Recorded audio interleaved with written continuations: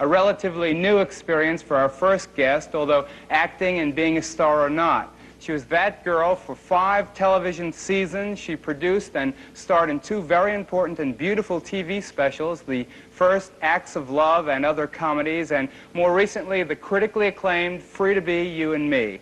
Now the star of a Broadway comedy called Thieves, ladies and gentlemen, Miss Marlo Thomas.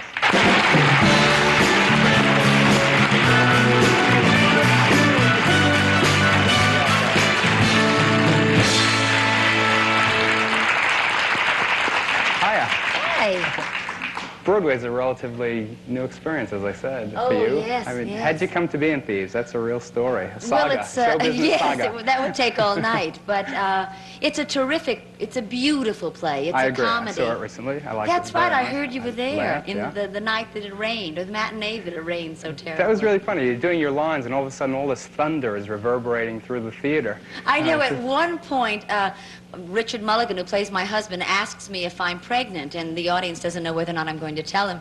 And he said, "Sally, are you pregnant?" And there's this pause while I decide whether I'm going to say yes or no. And this huge thunder came. And it was like being on Secret Storm, you know? It was like this tremendous drama. It was just terrific. But you really came to the play with very little rehearsal and very little kind of preparation for it. I went into it in Boston. The actress that was playing it left, and so I came in at the last minute. I loved the play. It was immediate kind of love affair that I had with it. And the part of Sally is a real fighter, and she's funny, and she takes life on with a very optimistic viewpoint. And Herb Gardner is I think, one of the best American playwrights, aside from the fact that I love him. In your personal capacity? Yes, no, he's a terrific writer. But the play itself was just so beautiful that, and funny, and I love comedy. It's about the city, and it's about love, and it's about the struggle of love and the city and marriage and parents and all of it, really. It's about life, but with a comedic touch. And I went into it in Boston in 4 days. And I really thought I would die. I mean, I thought I was strong and that I could do it. And the night we opened, or that I went on, the first night I opened there, and they said they wouldn't have reviewers, but they did. They came anyway.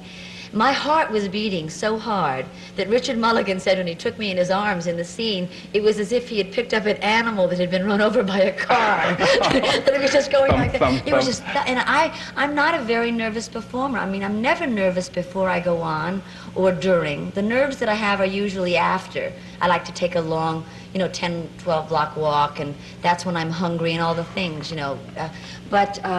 that was the first time I've ever been nervous on stage, and it was terrifying. I could hear my heart all night, but it was the most fantastic high.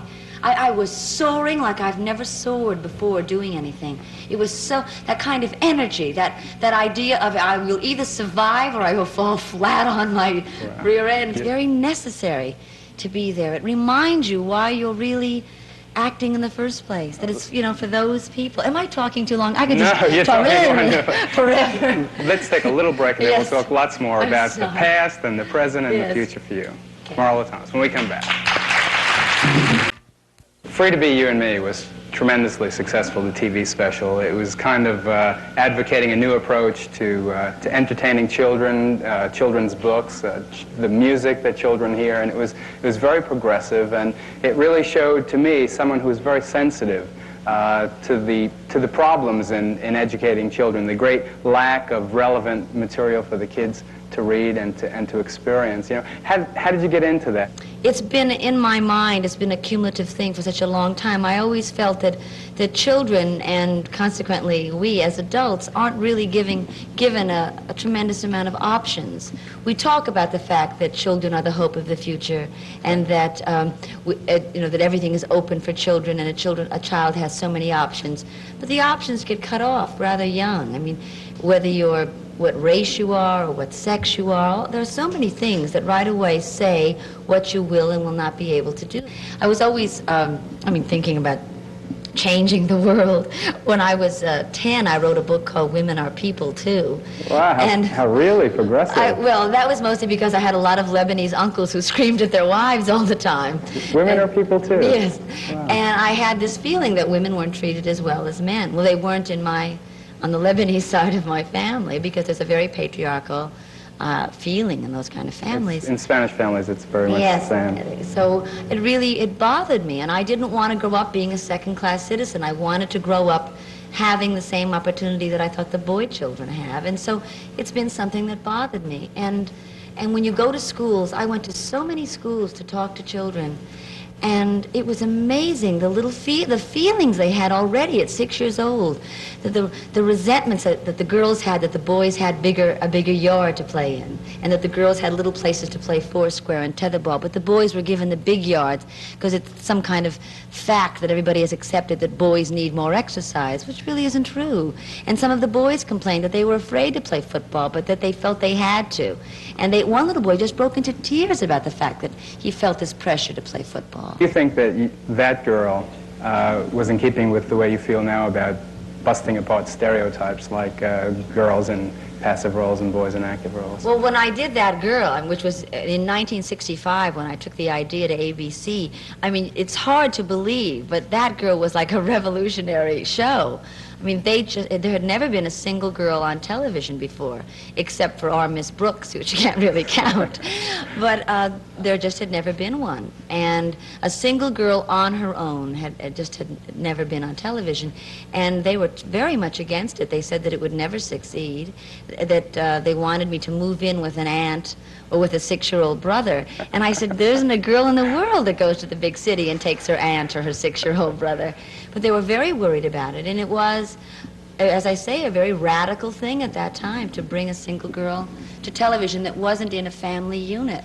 And a lot of the shows were about that. A lot of the shows were based on my own life, of my father telling me to get married, you know, and come back home. We had, Lou Parker played my father, and a lot of shows were about, you know, that kind of pressure, come home and get married. Did having a famous father propel you into show business, or did it kind of keep you away from it for a long time? Well, it made me love it. I love show business. I think it is just the best. I love being an actress. I love all the parts about it. I think everybody's job is a fun job. If I wasn't an actress, I would be somehow in the business. I grew up loving it because my father loved it, and it was good to my father. But I think... Danny Thomas, if anyone in North America doesn't know it. Yes. But I think that I stayed out of it longer than I would have because I knew also how hard it was and what a tremendous commitment it is. For example, the other people you have on your show today are great performers who have given their lives to their careers, and that's why they are so great. But it takes a lot of your life, and I knew that as a child.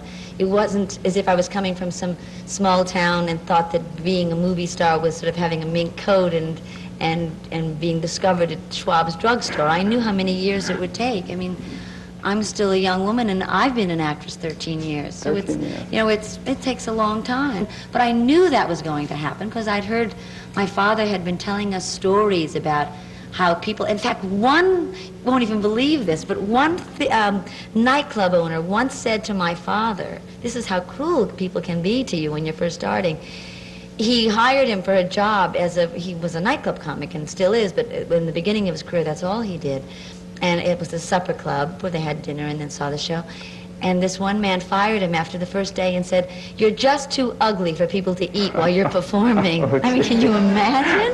I mean, that's how people say things to you. I mean, they just treat you as if, you know, you're just this thing that you're selling, except the problem is you're not selling Fuller brushes. You're selling you, and you're saying, how am I? And it's terrifically vulnerable. And the lows are very low, but the highs, acting to me is the most natural high. They couldn't prescribe anything that got you as high as that. Okay, we'll talk some more about that when we come back. A couple of minutes.